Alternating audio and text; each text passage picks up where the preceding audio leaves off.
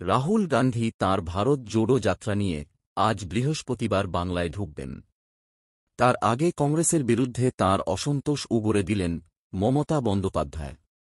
রাহুলের নাম এদিন মুখে আনেননি মমতা, কিন্তু সাংবাদিকদের প্রশ্নের জবাবে বলেন, বাংলায় যে আসছেন, ইন্ডিয়ার জোট সঙ্গী হিসাবে কি আমাদের জানিয়েছেন যে দিদি আপনার রাজ্যে যাচ্ছি? আমাদের কিছু জানানো হয়নি। বাংলায় তৃণমূলের সঙ্গে জোটের ব্যাপারে মঙ্গলবারই রাহুলকে প্রশ্ন করা হয়েছিল। ভারত জোড়ো যাত্রা নিয়ে রাহুল এখন রয়েছেন অসমে। সেখানে সাংবাদিকদের প্রশ্নের জবাবে রাহুল বলেছিলেন, মমতা বন্দ্যোপাধ্যায়ের সঙ্গে আমার সম্পর্ক ভালো, ওনার দলের সঙ্গেও সম্পর্ক ভালো। তৃণমূলের সঙ্গে আসন সমঝোতা নিয়ে আলোচনা চলছে, তার নিষ্পত্তি হবে, তা নিয়ে এখানে কোনো মন্তব্য করব না। এর মধ্যে আমাদের কেউ কেউ বা ওদের কেউ যদি কিছু বলেন, তার কোনো প্রভাব আলোচনায় পড়বে না। কিন্তু বুধবার যা হল তাতে আসন সমঝোতার সম্ভাবনা নিয়ে বড় সংশয় তৈরি হয়ে গেল বলে মনে করা হচ্ছে।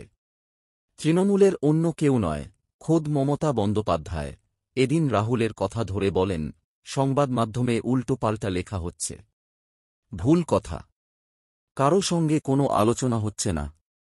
মমতা বন্দ্যোপাধ্যায় এদিন আরও বলেন, জোটের ব্যাপারে আমি প্রথম দিন যা প্রস্তাব দিয়েছিলাম তা ওরা প্রত্যাখ্যান করেছে।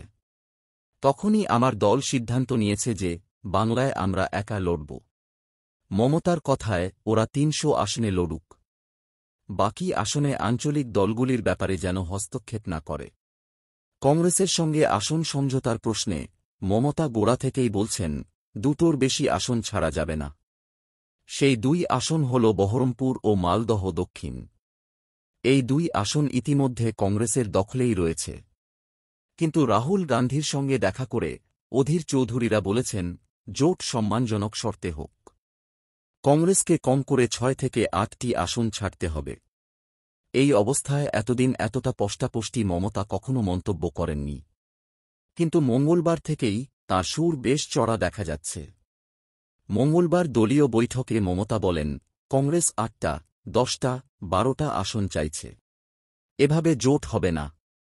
বাংলায় সব আসনে লড়াই করার প্রস্তুতি নিন। এখন কৌতূহলের বিষয় হল, বাংলায় ইন্ডিয়া জোটের ভবিষ্যৎ কি হবে? তৃণমূল কি জোটে থাকবে না? সে ব্যাপারে এদিন মমতা বন্দ্যোপাধ্যায় বলেন, আমরা ধর্মনিরপেক্ষ দল। সর্বভারতীয় স্তরে আমরা কি করব না করব তা ভোটের পর ভাবব। কিন্তু এখন কোনো চর্চা নেই। ভুল কথা। বৃহস্পতিবার কোচবিহার দিয়ে বাংলায় প্রবেশ করবেন রাহুল গান্ধী। তার আগে রাজ্যে রাজনৈতিক প্রেক্ষাপট যে জমজমাট হয়ে গেল তা নিয়ে কোনো সন্দেহ নেই।